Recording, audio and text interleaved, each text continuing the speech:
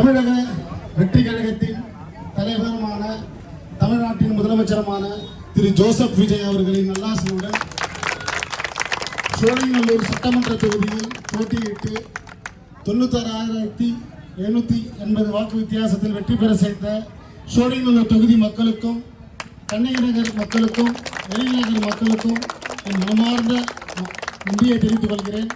இது சாதாரண வெற்றி அல்ல, 15 ஆண்டுகளில் கிடைக்காத சாதனையை தமிழக வெற்றி கழகம் படைத்திருக்குது. கண்டிப்பாக நான் சொன்ன விஷயம் எல்லாமே உங்களுக்கு செய்து தரப்படும்.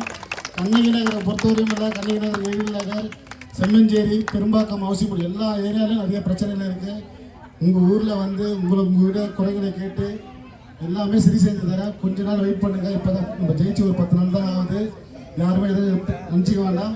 இங்கே தான் இருக்கிறோம். வட்டச் செயலாளர் மகி இருக்காரு, விஜய் இருக்காரு, மணியா இருக்காரு, தன்சேகர் பகுதி செயலாளர் இருக்காங்க, சுமதியாக்காரங்க, இவங்கெல்லாம் இருக்காங்க. இந்த பகுதியில் எந்த குறைகள் எல்லாம் இருந்தாலும் அங்கங்கே உங்கள் நிர்வாகிகள் யார் இப்போ இந்த ஏரியாவில் ஒரு குறைகளுக்கு சுமதியாக்கார்கிட்ட சொன்னீங்கன்னா மகிகிட்ட சொல்லி உடனடியாக தீர்வு காணும். நேற்று கூட கிட்டத்தட்ட ஒரு ஒரு ஒரு அக்கா அவர்கள் ஃபோன் பண்ணாங்க, என் வீட்டுக்கு காவால இருந்து தண்ணி வந்துட்டே இருக்குண்ணா. உடனடியாக மகி அவர்கள் போயிட்டு உடனடியாக அங்கே சிறு செஞ்சு பண்ணியிருக்காங்க. இதுதான் ஒரு விஷயம்.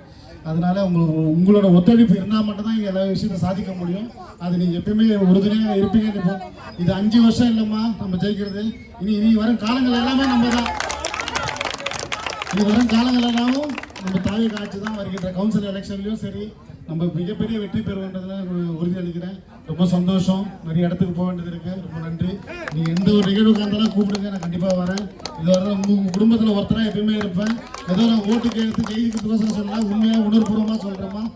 அனைவருக்கும் நன்றி நன்றி நன்றி நன்றி நன்றி.